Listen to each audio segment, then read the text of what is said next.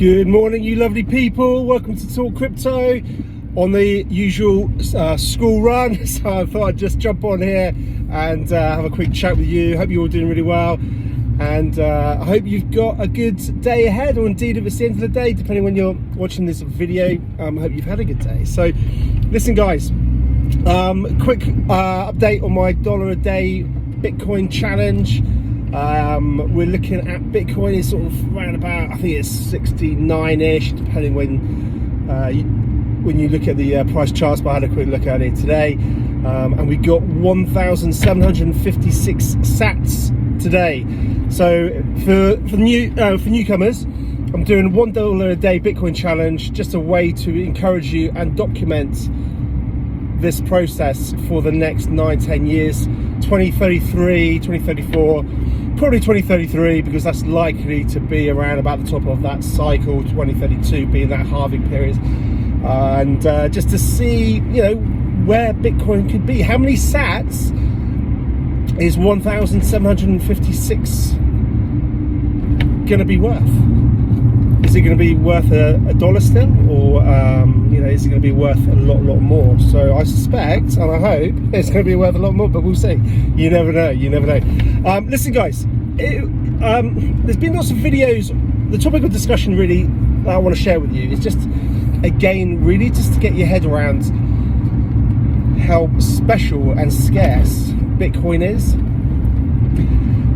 And you know, I've been in this space for a number of years now, and it's only really now I'm getting my, I guess doing these videos helps you verbalize your thinking, and you know, you have to obviously put your views out there and share them with the world, and you're forced in that sense to actually analyze things a bit more, and not that you didn't before, but you know, I was a consumer like you of content, you know, listening to various YouTubers and all the rest of it, which is fantastic, and had a strong appreciation of Bitcoin and the wider crypto space. So it's not that you know, obviously you don't, but I think just by me doing these videos, I've really.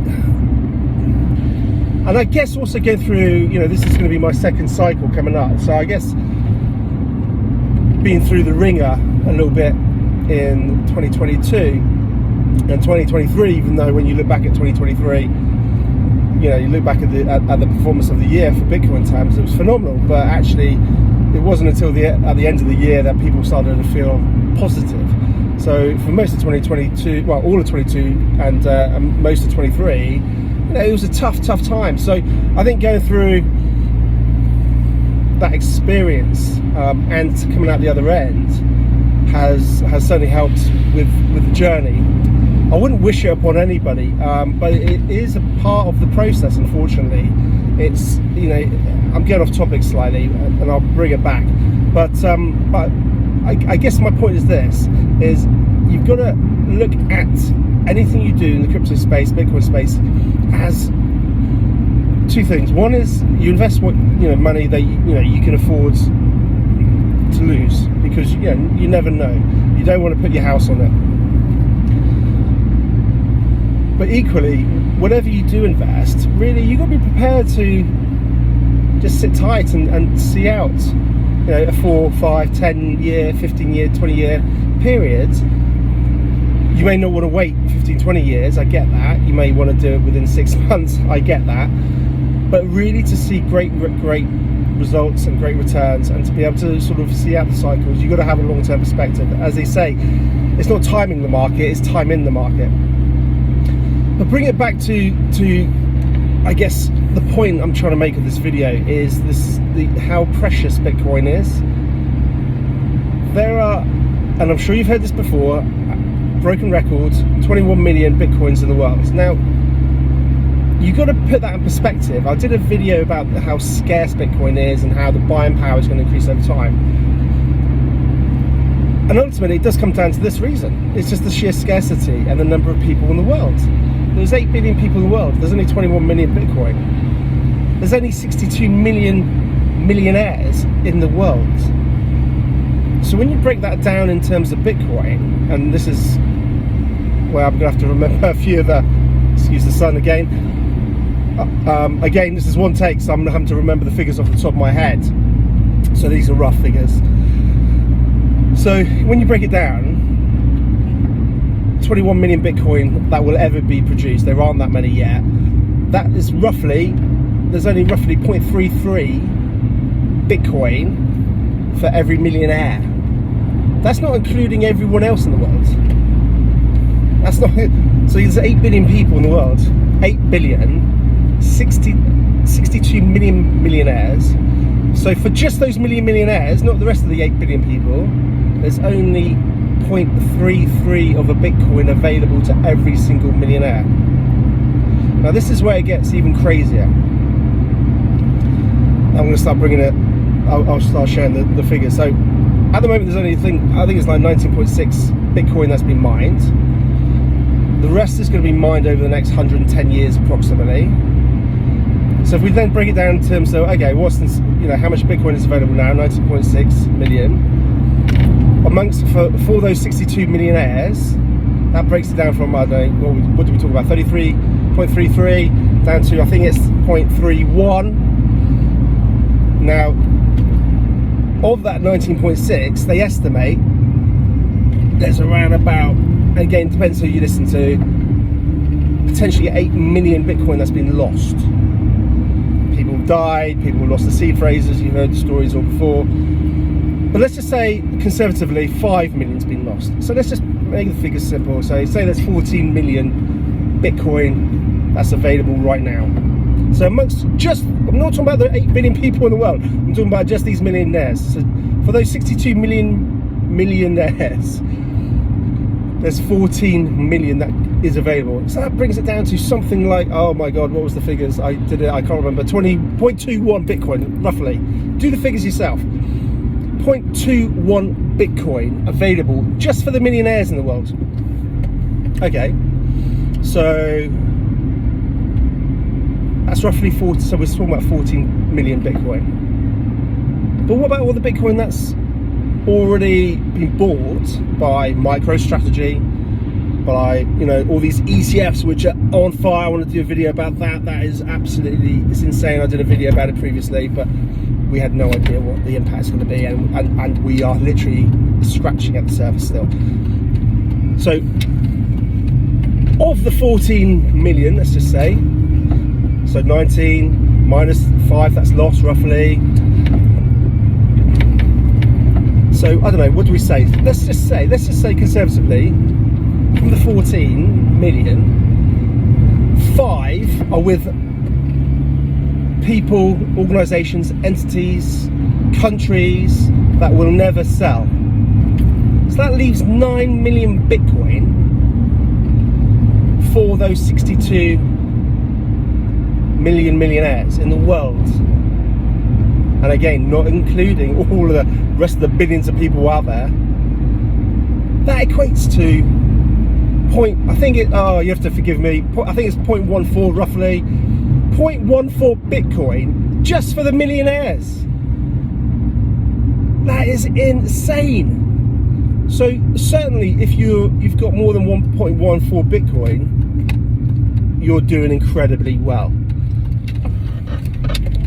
This is where I think we're going to be talking about a world, not in terms of how many Bitcoins, but in terms of, not in terms of how many Bitcoins, I don't know, like a BlackRock, or a Fidelity, or a sovereign wealth fund, or even just some big whales. I think we're gonna be looking at a future where people are talking about how many sats they're buying, because there is such a shortage of Bitcoin that it isn't going to be available. Literally, it's going to be so scarce and so expensive that people will be not talking about the market and how many Bitcoins they're buying, or how many thousands of Bitcoins or whatever. It's going to be very much how many Satoshis they're going to be buying, because it's going to be so scarce. I don't think we can get our heads around it. I think it's like literally brain melting, face melting, whatever the phrase is.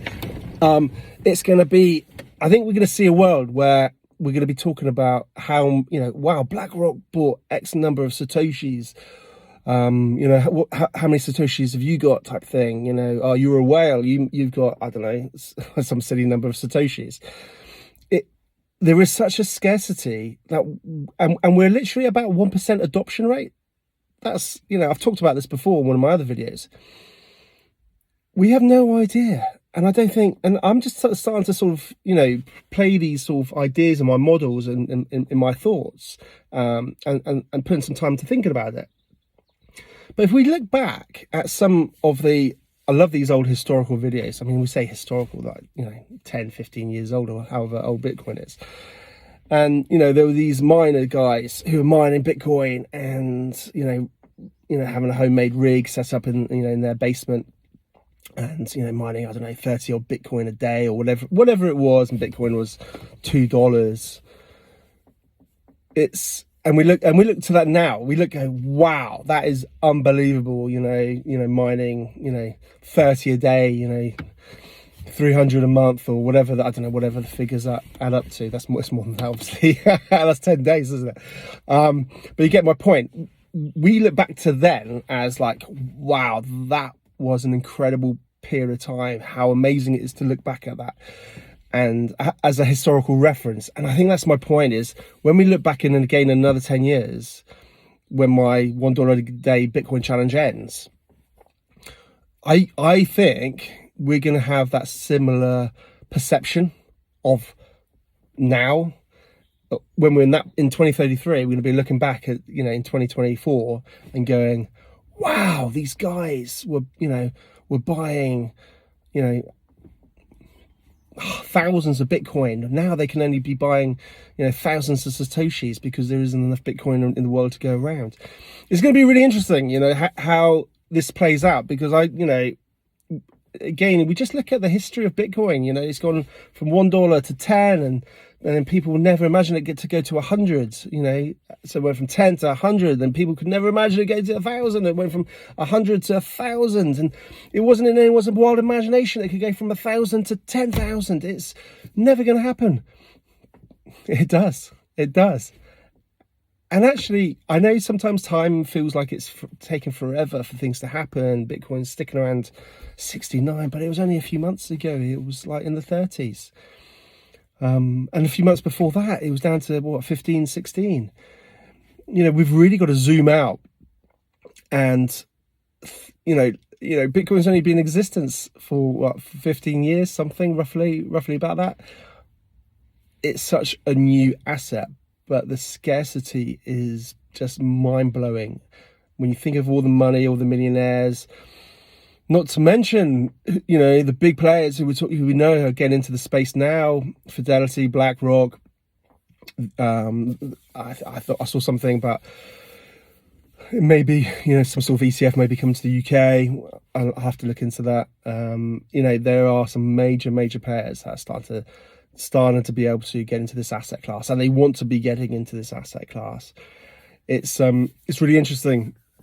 I was watching a video yesterday. I can't remember who the guy was being interviewed, but long and short of it was, he was just describing how the Wall Street gang are absolutely chomping at the bit to have access to the wider crypto market, not just Bitcoin, because actually volatility for them is exciting. It gives them a reason to, write articles, speak to their clients, phone their clients up and say, I've got this amazing stock, a bit like the 80s when, that, Wolf of Wall Street type scenario. Got this amazing stock. I've just done this report. This team's launching this new thing. The markets want volatility because they can get trading fees, opportunities, when the markets are just all pretty boring and just moving slowly, and there's not a lot of excitement, but there's a lot of opportunities for the Wall Street gang, to make money. And that's what they're absolutely chomping at the bit to be able to, sell sell these sort of products, sell these crypto projects, not just Bitcoin, but they'll want everything. They're not just going to stop with, I know they talk about ETH being the next ETF. They're not going to stop there. They're literally going to want access to every single opportunity, as they have done in the past with every single stock and all the rest of it. So it's I don't think people have got any comprehension of how crazy things are going to be. And when we look back, we're going to be talking about people stacking sats and how many sats they've got. It's going to be a rarity to hear about people buying whole Bitcoins, because there literally is such a the scarcity. I've just talked about it is mind-blowing. We haven't even got many, maybe a few sovereign wealth funds have started dipping the toe. Some we know about, some we they may be doing it under the radar, but there is such a shortage of supply. And for the Bitcoin holders who just wish, willing, happy to hold and sit it out, then the price goes up. It's simple as that. So it's an exciting time to be alive, guys. It really is. It's absolutely nuts. I don't think anybody has got a clue what's going to be, what's around the corner. And I just enjoy the ride, because we're in a historical moment in time, and it's a monetary revolution that we're experiencing, and we're living through it. How lucky are we to be living through this time in our lives? Our children are going to look back at this and go, wow, what was that like, Pops? Our grandchildren will be saying, what was it like when, you had to deal with paper money, and now we buy everything with Bitcoin. It's what was it like back then? And wow, how did you manage to buy 1,756 sats, which was $1 back then? That's like 1,756 pounds now, or whatever it is. Let's we'll see. So guys, just keep stacking those sats. Do the 1 day $1 challenge. If you're new to Bitcoin, if you're new to this whole space, it's a great way just to dip your toe into it. It really is. And I'd encourage you to seriously think about doing it. Little bits. It doesn't have to be too expensive. Just have some exposure. Something's better than nothing. So that's how I'll leave it. But guys, listen, if you're still here, really appreciate it. Give us a thumbs up. Come on, subscribe to the channel. Really appreciate all the support and love. And I'll look forward to catching up with you soon. Take care.